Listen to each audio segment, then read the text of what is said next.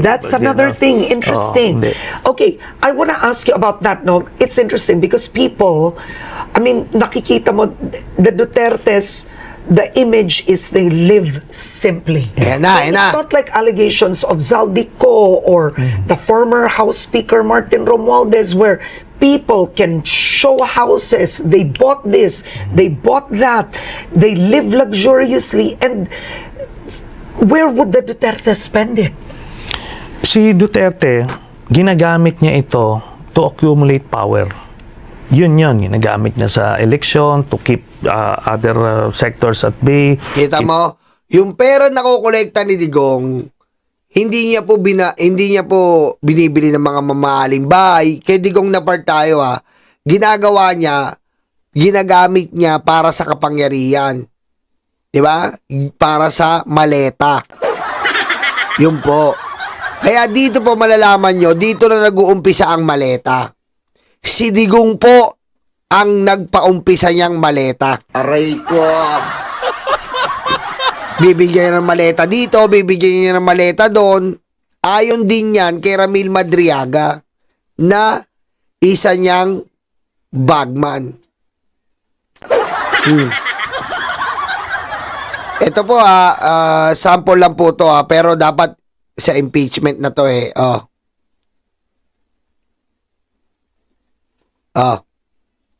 dapat sa impeachment na yan sabihin yung AI yan. Aray ko. Yan po ang sample. Ipapadala ni Digong yan. Diba? Ipapadala po ni Digong yan kung kanino. Yung pera niya nakukuha, hindi niya gamit na ginagawa niya pang ng kapangyarihan. Ayan po. Aray ko. Ayan po. Nakuha po yan sa cellphone. Internal storage. Ibig sabihin, file manager. DCIM. Camera. Ibig sabihin, hindi po yan AI. Ayan po. Aray ko. Okay, marami po kayo makikita ng ganyan sa impeachment na mga pasabog ni Ramil Madriaga. Ginagamit ni Digong, yan, ibigay mo dito yung maleta. Ibigay mo dito yung mga pera para dito. Ibigay mo kung saan. Aray ko.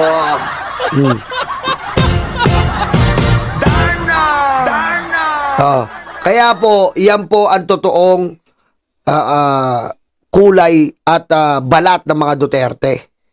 Sila po ay magnanakaw. Sila po ay sangkot sa droga. Sila rin po ang nagpahirap sa bansa sa pogo. Biro nyo po, imagine nyo sa kayo makakita. Putek. Mahirap na bansa, lalagyan mo ng pogo. Gagawin mo pasugalan. Third world country tayo. Gagawin mo pasugalan. Bakit? Kasi po kikita sila doon. Malaki ang kikitain nila. Kaya kita mo si Sara ngayon, hirap-hirap sa 6.7 billion.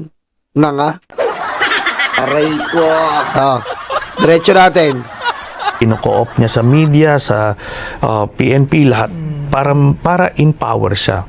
Yun yung high niya That's his high. So it's not really material things per se. Yes, pero meron din siya. Ano? So, ang uncover namin, yung mga private jet or helicopter na binibili ni Kibuloy, sa kanya yon. Patay! Narinig nyo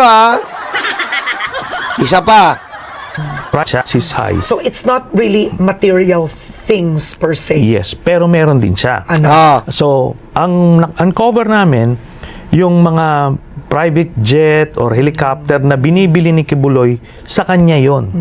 Kay Duterte. Kasi pag titignan mo, mas madalas pa siyang gumamit kaysa doon sa true owner. Tama? Mas madalas siyang gumamit ng jet, mas madalas siyang gumamit ng helicopter kaysa kay Kibuloy. At syempre, magtataka ka, bakit may kingdom? Bakit may kingdom? 2,400 lang ang KOJC, may kingdom. Aray ko. Diba? 1,400 lang. Bakit mo nasabi, Nyolo? Tignan mo nung pumunta si Sara Duterte doon sa KOJC. Ilan ang pumunta? Wala pa 3,000. Bayad pa nga yung iba. Ginawa ni Duterte ang kingdom. Para, syempre, gagamitin niya. Pag may concert, pagkakitaan nila. Ipaparenta nila yung kingdom. Walang tax. Aray ko. Diretso. Kesa kay Kibuloy. Kahit sa kay Kibuloy. Tsaka si Kibuloy, pre-nap up nila para nga maging natural money laundering machine niya Kasi hindi mo maki-question yung religion.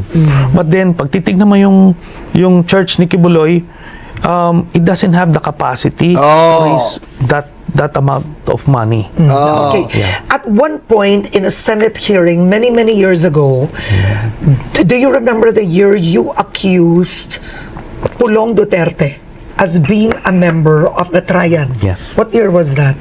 Totoo yan. Ang mansyon nakatago sa pangit na bahay.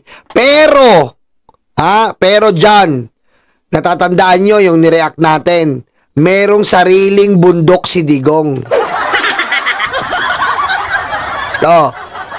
Paano ka magkakaroon ng sariling bundok? Aray ko. Natatandaan nyo?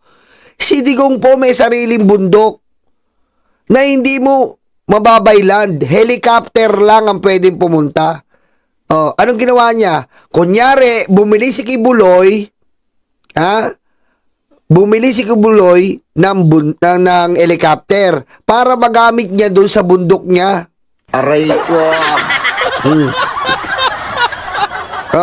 Sasabihin na naman nila, gimbento ka na naman, Yolo. Eto na po. Ayan lang, isi-search nyo lang, Rest House in Duterte, enter. Lalabas po dyan, ayan,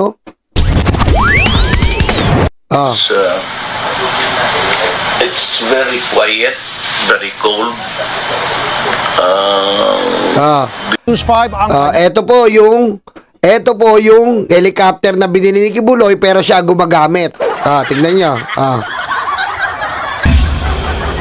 Mula sa 10 minutong chopper ride, mararating mo na ang hindi na muna pinangalan ng lugar na di kalayuan sa Davao City. Ito ang hideout ni incoming President Mayor Rodrigo Duterte. May sariling bundok. Paano ka nagkaroon ng sariling bundok? Sige nga po, paano ka magkakaroon ng sariling bundok sa tanan ng buhay mo? Aray ko. Sa unang pagkakataon, eksklusibong ipinakita ni Duterte sa News 5 ang kanyang tinatawag na sanktuaryo. Malabagyo City ang lugar dahil sa lamig ng panahon at napapalibutan ito ng mga puno. As you can see, it's very quiet, very cold. May sariling bundok. Kinang-ina mo, pakyu. Demonyo ka. Aray ko. Ano mga DDS, kaya pa ba? Pero mo, bibili ng helicopter, si Kibuloy, siya ang gagamit. Siya ang ginagamit. Para makapunta siya dyan, sa bundok niya. Aray ko. Bifag na. Nasa baba na. And by mga 11, Ilbis River. Pero mo, sasabihin nila walang pera Duterte, may bundok. Paano ka magkakabundok? Paano mo magagawa yan? Paano maangat materialis yan? Sa bundok. Hindi mo madaanan ng walang kalsada, bundok. Aray ko. Mayor ka lang, may bundok ka. Paano ka nagkaroon nun? Mayor ka lang, may bundok ka. Tarantado. Aray ko. Patayin mo si BBM. No joke.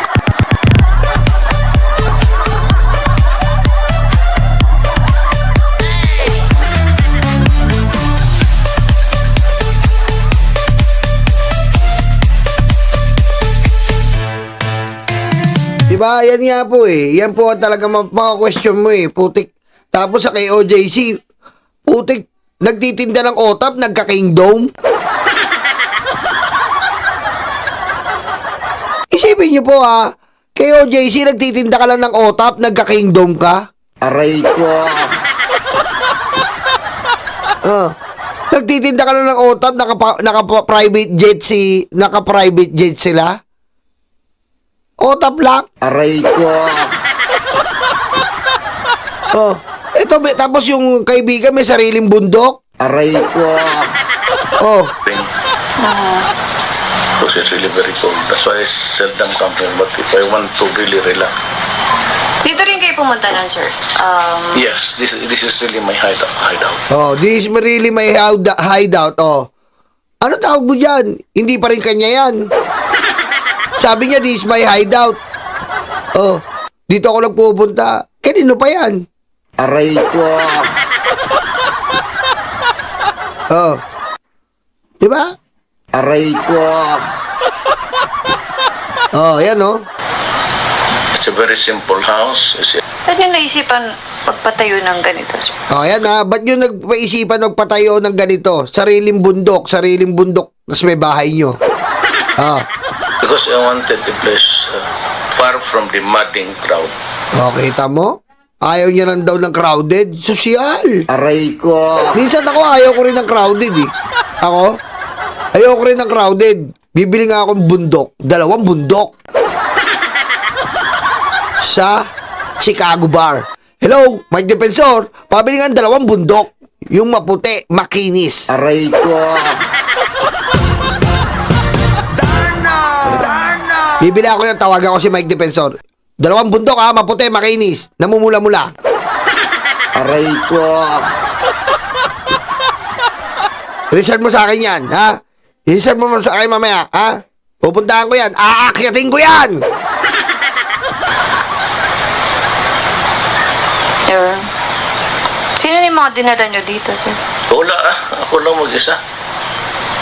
Tapos nag-hunt I din do kayo. not want anybody to intrude into my sanctuary. Ipinagawa raw niya ito halos isang dekada Ay, si na. Bongo, alam mo yan nandiyan ka andiyan ka, Bongo. Kita nyo? Yan. Yan po mga DDS. Bulag na bulag sa katangan, kabubuan, mga utak, luga. Aray ko. Kaya nga, tama po yung expose ni Trillanes. Na tawag dito na yung pera ni Duterte pinapasa-pasa niya lang kay Kibuloy. Kasi nga po, no charge, no kaltas. 'Di ba? Religion, no tax bistado.